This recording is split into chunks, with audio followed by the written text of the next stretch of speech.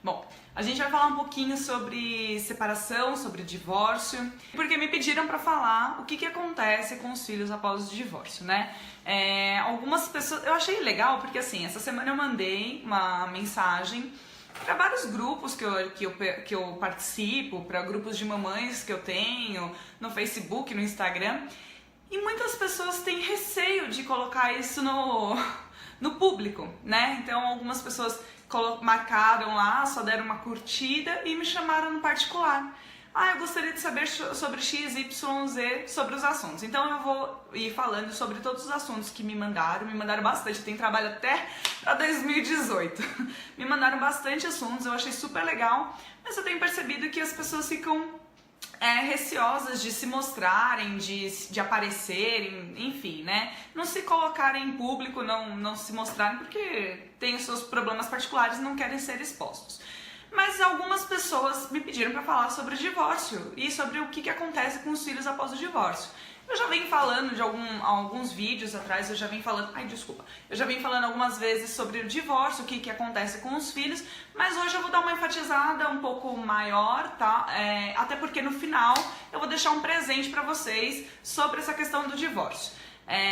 Algumas das famílias que eu atendi passaram por esse processo e eu tenho uma certa propriedade em falar do divórcio, porque para quem não me conhece, meu nome é Gabriela, né? Eu sou coach de famílias, principalmente para quem passa pelo processo de divórcio, ou que já passou pelo processo de divórcio, e aquelas pessoas ainda que vão passar, que na verdade muitos casais, eles acabam esperando, inclusive agora, final de ano, festa de Natal, Ano Novo, esperam as partes festivas acabarem para tomar essa decisão, principalmente para quem tem filho, para não deixar um Natal e um Ano Novo chato com filho, né? Aquela coisa ruim para os filhos, né? Então eles acabam tomando essa decisão depois das festas. Eu sei porque eu fui um caso como este, né? A minha relação há 4 anos e meio atrás, que eu já sou divorciada há 4 anos e meio, a minha relação não estava muito boa e eu esperei passar as datas festivas para eu tomar minha decisão, até porque eu tinha um filho. Então existem alguns tipos de divórcio e eu passei por 2. Como que eu passei por 2? Na verdade, eu passei por um, né, no qual eu fui casada. Depois de 2 anos de casada eu tive meu filho. Depois de 2 anos nós nos divorciamos. Então eu fiquei 4 anos casada, 3 anos quase 4 anos mesmo casada, e depois eu acabei de me divorciando. Por que existem alguns tipos de divórcio? Existem alguns tipos que o casal se dá muito bem. Existem alguns tipos que eles descobrem que eles são melhores como amigos. Outros que os casais não entendem muito bem. E para um casal se separar, basta um querer, né? E por que eu passei por 2? Porque na minha família aconteceu, não um divórcio, mas aconteceu algo bem semelhante no sentido de que eu tenho 2 pais. Então aconteceu um processo de entendimento de um outro pai com um pai que me criou, com meu pai biológico. Então existem alguns tipos de divórcio, eu passei por 2, tanto quanto filha, quanto como mulher. E depois eu vou explicar um pouco mais sobre a minha história. Mas só para vocês entenderem, eu vou contar a minha história como mulher, que foi esse processo que eu passei. Nós não estávamos mais nos entendendo, isso há 4 anos e meio atrás. No início, a minha relação foi bem difícil, conturbada, porque nós estávamos com muitas dores, estávamos tentando entender um ao outro. Eu fiquei muito chateada com muita coisa, falava coisas ruins pro pai do meu filho, ele também me falava coisas muito ruins. O jeito que nós tínhamos de nos defendermos era no ataque. Ele me atacava, eu atacava ele, e a gente ficou assim por algum tempo. E aí eu fui entender, eu queria parar, cessar essa dor, porque é uma dor não só pra mim, mas também pro meu filho. Eu não queria estragar nem perturbar a cabecinha dele, então eu fui estudando cada vez mais como educar o filho após o divórcio. Eu fui entrando nesse ritmo há 4 anos e meio atrás, porque eu não aguentava ficar brigando, eu não aguentava mais esse estresse. A gente chegou a um momento da gente não conseguir dialogar, era tudo bloqueado, Facebook, Instagram, WhatsApp, a gente só conversava aquilo que tinha que conversar, e com muito sacrifício, enfim. Então eu tenho uma certa propriedade para poder ajudar os pais que estão passando, ou que vão passar, como eu já disse, né, por esse processo de divórcio, Porque eu sei que é muito prejudicial à criança e eu vou explicar agora o porquê que é prejudicial à criança, alguns pontos do porquê é prejudicial à criança e vou deixar algumas orientações aqui, tá? Então vamos lá. Quando você não tá bem, um dos fatores que você mais percebe que você não tá bem é quando você começa a sofrer muita alteração de humor e você não consegue dar atenção pro seu filho como você dava antes. Você se irrita com qualquer coisa que ele faz e você chega ao ponto de querer ou até mesmo bater no seu filho. E o que a gente mais tem que fazer é proteger as crianças das nossas insanidades, né? Muitas vezes os pais ficam tão preocupados com as próprias dores que eles não conseguem olhar para a criança. Ou quando olham para a criança, não olham como deveriam olhar. Porque eles estão tão atordoados, no caso eu, né, fiquei tão atordoada com tudo que aconteceu comigo, que quando ele vinha falar comigo, o meu filho vinha conversar comigo, eu não tinha muita paciência quando ele vinha conversar comigo. Principalmente quando ele começava a chorar pedindo pelo pai, que queria papai, e eu ficava extremamente chateada, eu achava que eu não estava sendo uma boa mãe, por que ele quer o pai e não quer ficar comigo? E aí você começa a imaginar um monte de coisa. Uma das coisas ruins que é no processo de divórcio que acontece, saiu um estudo que disse que 89% dos casais acontece isso daí, deles não conversarem com as crianças. E não conversarem com as crianças, por mais que você já tenha se divorciado há muito tempo, tem que conversar com a criança, porque fica uma questão de um processo de não dito, né? A psicologia coloca isso como não dito. A criança hipotetiza muitas coisas, ela imagina muitas coisas que não foram ditas pra ela. Por que meu pai foi embora? Por que minha mãe foi embora? Será que eles não gostam mais de mim? O que tá acontecendo? Eles me abandonaram? Então existe todo um processo de conversação com a criança que precisa ser independente da faixa etária dela. Se ela tem 1 ano, se ela tem 10, se ela tem 20, né? Cada idade tem um tipo de conversa que você tem que ter com essa criança. Seja ela mais lúdica, seja ela mais informal, seja ela mais sucinta ou mais complexa. O importante é que converse com ela para que não entre nesse processo do não dito. Então existem algumas coisas que você precisa aprender, principalmente a lidar com as suas próprias frustrações, com as próprias raivas, para que você não desconte isso no seu filho. Por que você acaba descontando isso? Porque você não consegue nem se autorregular. E é engraçado porque outro motivo do qual eu falo de que você deve prestar atenção para identificar se o divórcio está te afetando de fato é a forma como você lida com o seu ex-cônjuge. Se tem muitas birras, muitas intrigas, muitas picuinhas, se ele fica bloqueando os acessos da criança, fala de você, enfim. O que eu quero dizer é que, assim, muitas vezes, a pessoa, como diz o Augusto Cury, a pessoa que fere, por trás de toda pessoa que fere é uma pessoa ferida. Se ele está fazendo picuinha, se ele está fazendo birra, se ele está fazendo... Isso que ele está fazendo com você é porque ele também está muito machucado. Agora, cabe você receber essa acusação, essa agressão, seja ela verbal ou não, cabe você receber isso ou não. Como que você tem um trabalho, né, para não receber? Se desenvolvendo. A partir do momento que você começa a se desenvolver, desenvolve o seu pessoal, você começa a ficar mais equilibrada. Você estando mais equilibrada, você não permite que muitas coisas, às vezes até sem sentido, acabem te chamando a atenção e te prejudicando, tirando você do seu equilíbrio e fazendo com que você perca a sua paciência, fazendo com que você chore todas as vezes que ele liga pra você e te afeta de alguma forma, fazendo com que você dê atenção a todos os movimentos que o seu ex-cônjuge faz. Por quê? Porque você não controla o que ele faz, você controla a si próprio. Você falar pra mim, né, que muitas pessoas estão chegando, como que eu faço pra segurar isso, como que eu faço pra que ele mude? Ele não vai mudar. Deixa eu te contar um segredo, ele não vai mudar. Quem vai mudar o seu comportamento é você. E automaticamente quando você muda, o outro muda com você também. Porque ele percebe que você não está sendo mais afetada dessa forma. Então algumas coisas você precisa trabalhar em você, porque você não muda ninguém. Mas você muda a si próprio. Se você muda a si próprio e você está sendo afetada com a acusação, com o movimento do outro, quem que está sofrendo? Você ou ele?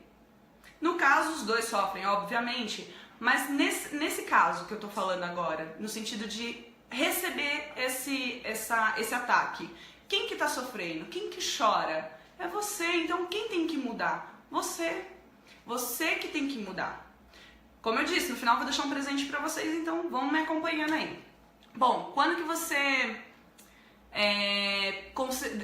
pode considerar então a ajuda de um profissional, né? Você percebe que você não tá bem e que isso, obviamente, está sendo transferido para o seu filho, porque você é um exemplo na sua casa. E por mais que você tente deixar seu filho fora disso, por mais que você tente guardar isso para você e não transparecer para o seu filho, é impossível, porque você é uma fonte de energia e as pessoas sabem quando você tá bem e quando você não tá. E seu filho mora com você, ele sabe quando você tá bem e quando você não tá. Quando você tá alegre, você brinca, você se diverte, você dá atenção, você releva algumas coisas que seu filho faz.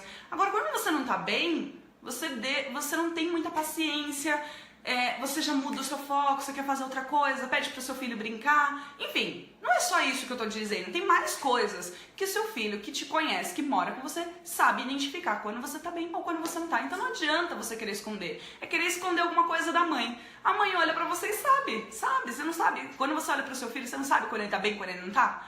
E por mais que ele fale, não mãe, tá tudo bem, você sabe, você conhece o seu filho. Deixa eu te contar uma coisa, seu filho também te conhece. Então quando que você pode pedir ajuda para um profissional? Então, quando ele tiver um desempenho baixo na escola, quando ele estiver caindo, desempenho que seja incomum, né? Ele tem um desempenho, um ritmo na escola e ele começa a cair. Então esse é um dos movimentos que você pode começar a buscar ajuda de um profissional, tá? Quando seu filho está perdendo amigos na escola, quando ele não tem mais amigos, quando seu filho apresenta irritação intensa e de alguma forma ele acaba agindo exageradamente em situações às vezes sem importância, sem relevância, e ele acaba exagerando no movimento dele, ele chora ou ele briga, enfim, quando ele apresenta essa irritação constantemente e de forma exagerada, né? Quando seu filho tem prolongadas mudanças de humor, que vai desde ser muito hostil a ser muito carinhoso, a ponto de ficar assim, mãe, eu te amo, mãe, eu te amo, mãe, eu te amo.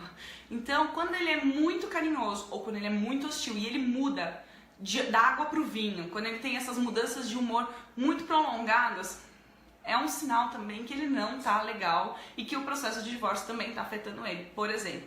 É lógico que tudo isso que eu tô falando, existem também outros motivos, mas se você acaba de passar por esse processo, ou está passando, né, há pouco tempo, isso tudo é legal você prestar atenção porque pode ser vinculado a esse processo do divórcio e é uma situação que seu filho não tá conseguindo se adaptar ainda, tá? Quando seu filho sofre e pergunta frequentemente do pai, da mãe, pede pra ter aquela vida antiga, porque que tá com saudade do quarto, porque tá com saudade de não sei o quê, porque tá com saudade de sentar com os dois, pede frequentemente pra ver o outro cônjuge, né? Pergunta, enfim. Isso daí também é um dos comportamentos. Quando você observa mudanças radicais, por exemplo, ele começa a mentir, ele começa a ter problemas na escola, ele começa a fazer trapaças, ele tem uma autoestima mais baixa, ele começa a ficar mais inseguro, ele fala toda hora que não consegue fazer as coisas, não consigo, não consigo, não consigo, ele é muito medroso, quando ele não consegue fazer amigos, né, falei já disso também. Então tudo isso são sintomas que se você acabo de enfatizar aqui, se você acabou de passar por esse processo, são sintomas de que seu filho precisa de uma ajuda, não só o seu filho, mas como eu disse, você também, porque não adianta você enviar o seu filho para terapeutas, que já aconteceu isso comigo, né, no sentido de pegar uma família e aí a mãe me falou que o filho já estava passando no terapeuta, no psicólogo, porque ela queria minimizar os danos do divórcio na situação do filho. E ela não estava fazendo nada. Então não adianta o filho ir fazer todo esse processo de terapia, psicologia, chegar em casa e no conforto dele, na proteção dele, não ter a mãe ou o pai ali firmes, fortes, seguros, né? Eles estão com as dores internas. E eu vou falar muito honestamente, se ainda estão brigando, é porque, brigando assim, uma coisa é você não concordar e conversar e discutir, outra coisa é vocês estarem de fato brigando, e brigando constantemente por algum motivo seu, enfim. E aí se vocês estão brigando, é porque ainda não foi resolvido esse processo do divórcio, não tá legal. Uma vez uma mãe disse assim pra mim, filha, Quando o negócio é pra ser, ele faz assim, ó. Se dissolve. Cada um pega seu caminho, os dois se respeitam, um não interfere negativamente na vida do outro. É lógico que vão haver conflitos, alguma coisinha ali, né? Uma discussãozinha porque um pensa de um jeito e o outro pensa de outro jeito, assim como em qualquer relação normal, né? Como você faria com seu marido, com a sua irmã, com a sua mãe, com seu pai, enfim. Agora, quando o negócio ainda não se desfez, o negócio fica assim, ó, cravado, parece que ninguém é feliz, aí vocês só brigam, aí discute porque o Natal é com um, o Ano Novo é com outro, e o aniversário, e porque vai ter que passar aniversário, não dá pra passar aniversário ainda juntos, tem que passar aniversário cada um numa casa, e cada um faz uma festa, a criança tem 5 festas, porque é uma festa com a pai, uma festa com a mãe, uma festa com o vô e com a avó, outra, né? E aí vocês não conseguem resolver. Graças a Deus, na verdade, desde quando eu me separei, o Rodrigo, o pai do meu filho, sempre veio passar o aniversário do Lucas comigo. Mas ele tinha uma outra festa lá pra família dele. Então faz, acho que 1 ano, 2 anos, que a gente conseguiu reunir a família toda. Uns 2 anos, né, que os irmãos do pai do meu filho também vieram, veio todo mundo. Faz uns 2 anos que eu tô reunindo a minha família toda. E detalhe, esse ano ainda, eu reuni não só a família do pai do meu filho, né, com a família dele, que veio todo mundo pra cá, como os amigos também do pai do meu filho vieram todos pra cá, e a gente se deu super bem, graças a Deus, mas também os meus 2 pais na mesma festa. Gente, isso foi incrível. Esse ano foi o ano mais top da minha vida, que eu consegui realmente fazer a confraternização de todos em harmonia. E isso é um processo. Gente, nada na vida é um passe de mágica, nada. Eu não vou te dar uma cápsula e fazer assim, vocês estão bem, agora tá todo mundo feliz e pronto. Existe um processo, a bateria tá fraca. Existe um processo que precisa ser respeitado, tá? Então prestem atenção em vocês. A falta, rapidamente, só para vocês entenderem o que vai acontecer de negativo na criança. Um dos pontos, eu vou falar um só dos pontos para ser mais breve, tá? Mas existem diversos, mas um dos pontos é a falta de atenção na criança. Quando a criança sofre muito, quando a criança fica extremamente irritada, quando ela tem essas oscilações de humor, ela fica sob estresse por muito tempo e ela não é acolhida, principalmente porque o pai às vezes não está em condições de acolher, ou porque o pai às vezes nem percebe que a criança está daquele estado, porque ele tá tão mergulhado no problema dele, na dor dele, que ele não consegue talvez olhar para a criança. Em alguns casos isso acontece, mas o fato é, quando a criança sofre por muitos estresses, repetidas vezes, principalmente na primeira infância, esse estresse ele ativa o seu corpo, a adrenalina vai em alta, o corpo liga o sistema de alerta. E na criança, quando isso é muito tempo prolongado, o estresse gera um estresse tóxico. O estresse tóxico ele vai desmanchando as sinapses, principalmente na primeira infância, que é onde eles deveriam construir sinapses, caminhos neuronais, né? Eles deveriam construir isso daí e não... Calma aí só um minutinho. Foi. E não desmanchar, não prejudicar. Então, quando o estresse acontece muitas vezes na criança e ela não é amparada, o que acontece? O sistema de alerta ele tende a ficar mais tempo ativo e por qualquer coisa ele se ativa muito rapidamente. E quando esse sistema de alerta, o hormônio do estresse, vai para a corrente sanguínea, vai para o cérebro, ele tende a diminuir as conexões sinápticas, que são os caminhos neuronais. E aí prejudica muito a criança. Porque é onde ela está em desenvolvimento, é onde ela está construindo caminhos neuronais, é onde ela está se desenvolvendo, ela está onde construindo seu cérebro. Os neurônios, né, estão lá eles estão em ativo, eles estão sendo construídos, eles estão a milhão, e aí você corta isso daí. Não é que você corta tudo, né, não é isso, mas o estresse tóxico ele afeta negativamente a criança. Então é importante prestar atenção. Não só na criança, mas também em você. Se você está pronto para amparar essa criança ou não, tá? Porque a criança vai sofrer, você vai sofrer. E a criança, por estar em processo de desenvolvimento, ela pode causar danos que vai ficar pro resto da vida. Essa questão do medo, da insegurança, dos valores. Pensou se ela acha normal você receber esse tipo de tratamento negativo, de agressões verbais ou até mesmo físicas? Ela acha normal você, quando precisa de alguma coisa, enfrentar o outro, brigar, gritar. Gente, eu vou falar uma coisa muito séria e muito importante pra vocês. Muitas vezes as pessoas gritam, as pessoas fazem isso porque é um modo de defesa do corpo. A gente tem dois modos de defesa, um de ataque, o outro de fuga. Teoricamente são esses dois modos de defesa primitivos que nós temos. Ou a gente ataca para que o outro não ataque a gente, então a gente vai para cima, a gente vira galinho de briga, ou a gente recua e chora e foge. É isso que acontece. Então, se o outro está te atacando ou se o outro está recuando, ele está agindo de forma primitiva, ele não está agindo de forma pensada. Não é de forma racional, é de forma irracional. Porque quando a pessoa age de forma racional, ela pensa nas consequências. E quando a gente está atacando, a gente não está pensando nas consequências. A gente está querendo se defender, a gente está querendo agir, a gente está querendo colocar tudo em jogo. E ela não tá agindo, não tá pensando, ela tá pouco se lixando porque vai acontecer depois. Mas isso é extremamente importante para a saúde dos seus filhos. É preciso vocês conseguirem trabalhar suas frustrações, a sua raiva, a sua angústia, o seu medo, justamente para você não afetar o seu filho, para você não... Me falaram outro dia assim, uma das perguntas que eu vou responder no próximo vídeo, né? Como transmitir segurança para o seu filho se eu não sou segura? Não tem como você dar aquilo que você não é ou aquilo que você não tem. Não tem como você dar equilíbrio para o seu filho se você não está equilibrado. Assim como não tem como ajudar um doente estando doente. Então, gente, prestem atenção no mais importante. Primeiro, no seu filho, óbvio, cuide dele, né? Se tiver que precisar de ajuda profissional, enfim, nós estamos aqui. Mas também cuide de você. É importante você se desenvolver. Nós estamos aqui também, tá? Sou coach de pais e filhos.